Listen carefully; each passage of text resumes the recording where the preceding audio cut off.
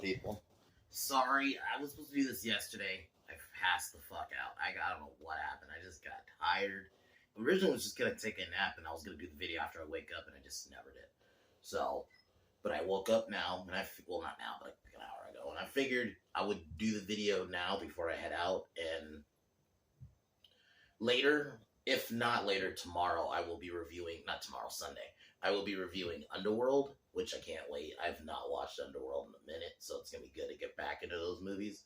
So I'll be either doing it later tonight or on Sunday if I don't do it tonight. But Equilibrium.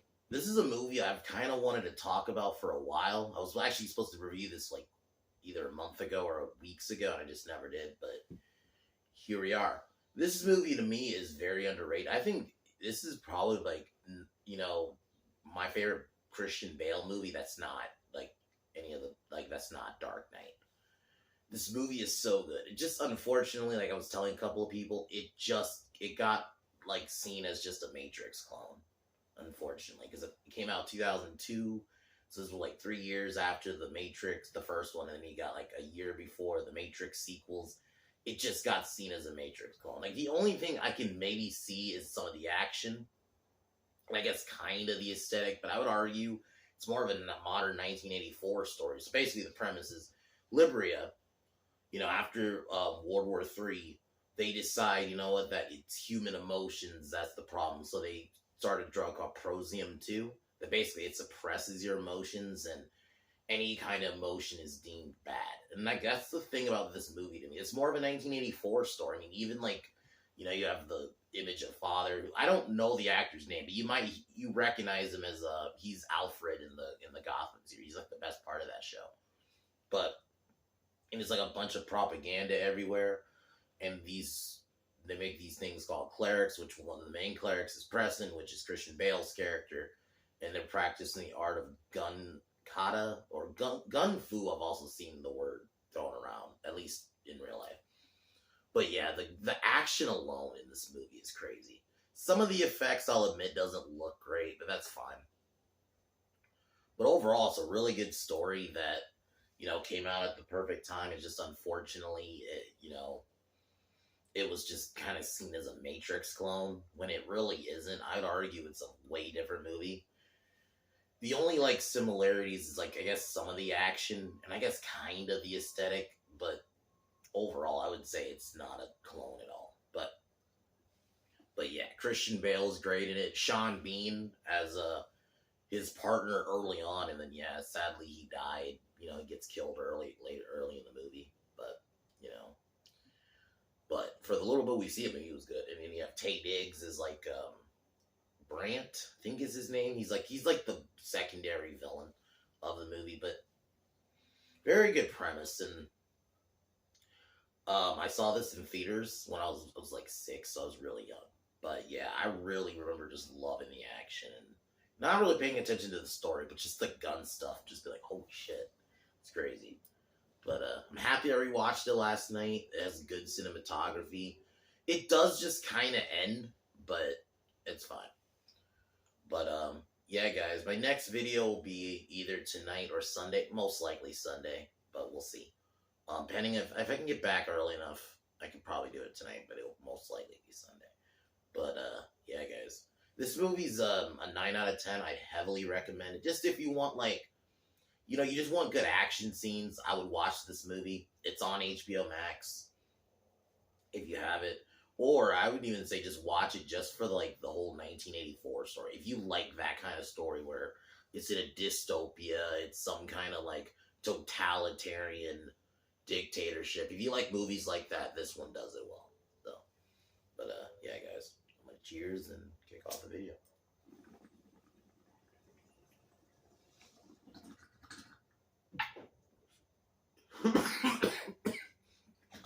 So, he opens up. We kind of get a montage of how the world Libria became the way it was. Shows like human atrocities and stuff, and how basically they blame human emotion for it. They also talk about how the cleric became a thing. So we get a pretty much a not cold open, but like an opening where we meet Preston and I think Errol. I don't remember his last name, but that's Sean Bean's character. And we see them do a successful raid. I'm not gonna lie, this opening scene is fucking badass. He just walks in, it's like dark, and just fucking Preston walks in, and then bam, he just starts shooting, and the cinematography, like where the lights from the bullets and stuff look really good. But yeah, really cool action sequence. Basically, they don't want any kind of emotion is deemed. You're deemed a sense offender if you basically violate these feeling rules, emotion rules. So then we kind of get a nice look at the world, like with like all the father on the screens and stuff. And definitely, yeah, there's some not Nazi imagery, because even in like on some of like the troops, they look like Nazis. But I wouldn't even argue it's just Nazis though. I mean, I would throw communism in there. But yeah, like, this movie really, I see it, like I said, it's more of a 1984 story. I don't really see the Matrix stuff, minus the action. But it's just, it's one of those things. It came out after the Matrix. Another movie definitely down the line that, pre-Matrix was Dark City.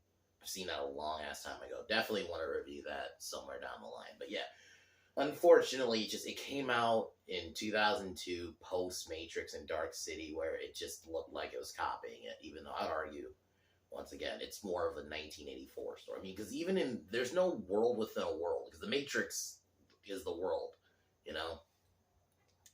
But anyway, so we get the reveal that Preston had a wife who ended up getting killed in a raid because she was deemed a sex offender.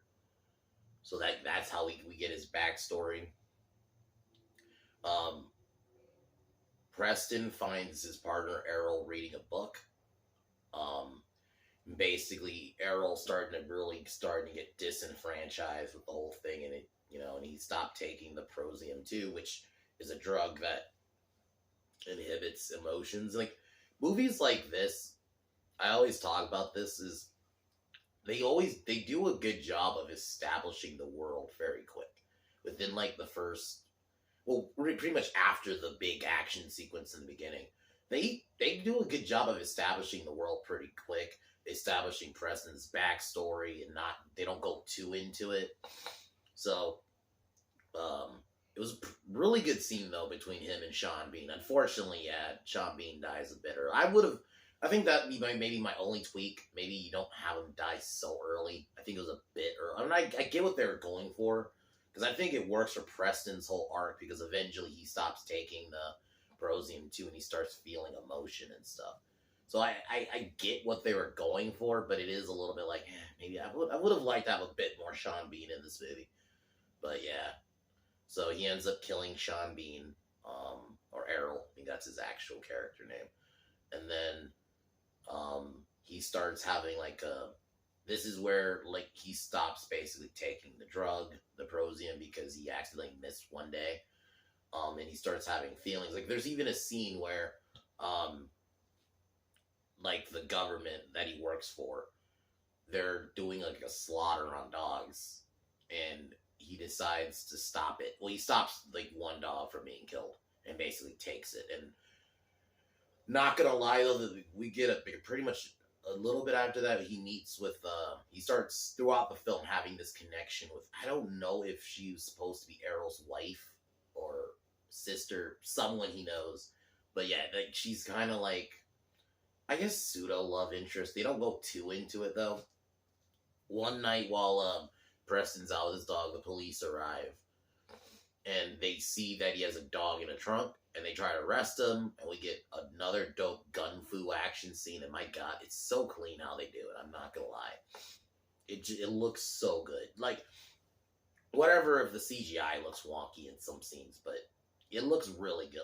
Just the action itself, the gun fu, or gun kata, they call it in the movie, but I'm just gonna say gun fu. But yeah, it's really good, and Christian Bale really kills it. Like, so yeah, he takes out the cops with very quickly. Um, then he meets with I'm just gonna spoil this part that the real father is actually, I don't remember his name, but he's like this smarmy stand-in who's like the actual leader of it, and you kind of see throughout the film him doing that, or Brand starting to realize that there's a traitor in the higher ups because I'm gonna say too about these movies, at least this movie, the pacing's really good. Like it gets going. It doesn't. It's not a long movie. It's like hour and 50, something like that. But it goes pretty much from the jump. Like it gets going. So after this, Brant has Preston do a raid of like a resistance camp, but um, Preston tries to help them escape, and even like kills a few police. But Brant and his people arrive and basically Brant tries to have, like, you could start sensing like this rivalry is growing between them because Brant's starting to now basically not trust Preston, because like he even tries to have Preston kill. I don't know why I can't say murder. I say it weird.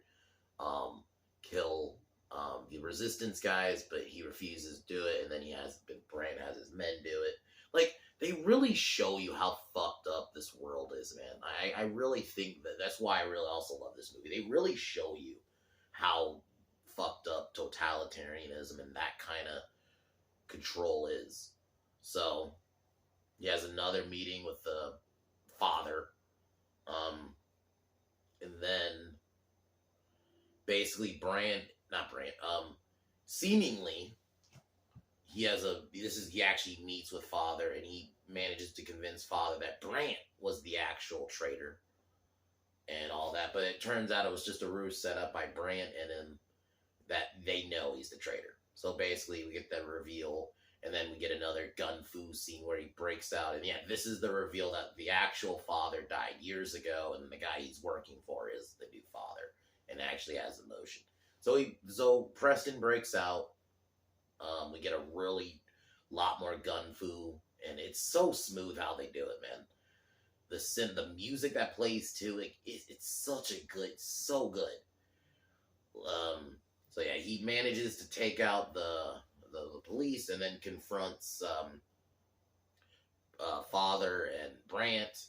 But before that, father has like these like seemingly trained people try to confront Preston, but Preston takes him out in like 2 seconds. It was quick how he took him out. I was like, holy shit. And then he kills Brant very quick. I didn't even remember that. I thought, like, oh, there was like a final, because I was remembering, oh, there's like a final fight. Nope. He takes out Brant in like 2 seconds. It's like, holy shit. And then he kills father. But before he kills father, though, that gunplay where they're like trying to shoot each other and they're blocking, and that was cool. I thought that was fucking clean. But yeah, he manages to, he kills father.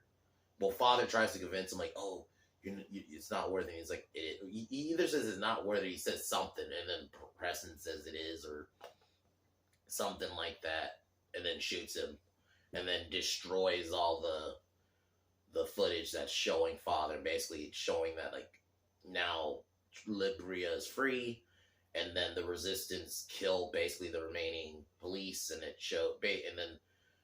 Preston smiling, basically implying that, yeah, it's free now and everything's kind of cool, and it just ends. I do think it needed a bit more of an ending. I'm one of those, I don't like just abrupt endings. I don't know. It just, I feel like because when you just abruptly end, it doesn't feel like it ended almost. It's just like, oh, okay. It ends with him smiling, which would have been cool, but it would have been cool. Maybe he's like looking something at a screen and you're seeing Liberia is free, and then you end it there. I don't know. But other than that, I really enjoyed this movie. Very awesome, underrated. Came out like I said it came out at the right time. I won't say it came out at the wrong time. I think if it came out a couple of years later, like after the Matrix sequels and stuff, I really think it would have gotten a better reaction. It's just it came out in the middle between the first Matrix and the Matrix sequels. It was just seen as a Matrix clone, or just another action movie that was doing like the whole not just the gun fu, but doing like the whole quick time shit and stuff like that. It just got seen as just another action movie like that, even though I would argue I don't see the Matrix ripoff minus, I guess, some of the aesthetic of the Claire. But that's about it. Like, I don't. This world is, like I said, a 1984, any kind of totalitarian story, if anything, then versus, like, just a Matrix one. But, yeah, really awesome. I think the performances were really good. The action is fucking beautiful. And, yeah, Christian Bale killed it. Heavily recommend this movie once again. Like, if you like action, if you just for the gun fu alone, watch this movie. But also watch it if you really like 1984 stories. Like, if you like stories like that and stuff, I would heavily recommend this movie.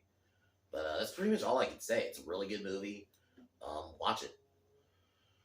I'm gonna be doing Underworld most likely Sunday, but I'll see if I can get to it tonight. But I'll probably, like I said, it'll most likely be Sunday. But I'm definitely gonna watch it today, though. It probably just will be reviewing it Sunday.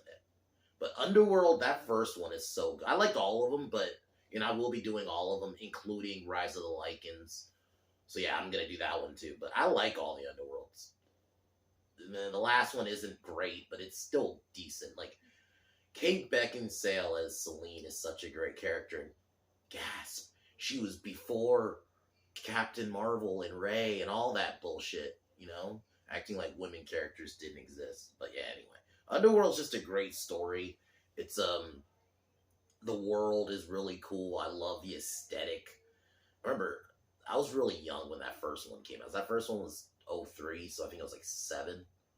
And I remember being kind of freaked out. Because that first one, the sequel's not as much, but definitely that first one, there was definitely some horror elements in that first one.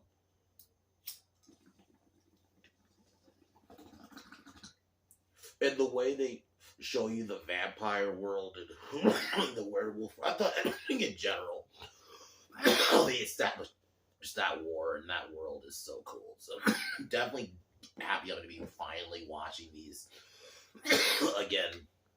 But yeah, guys, Equilibrium's great. Watch it. But as usual, fuck Warner Brothers, fuck Disney, and fuck the Biden administration. Talk to y'all either today or Sunday. Peace.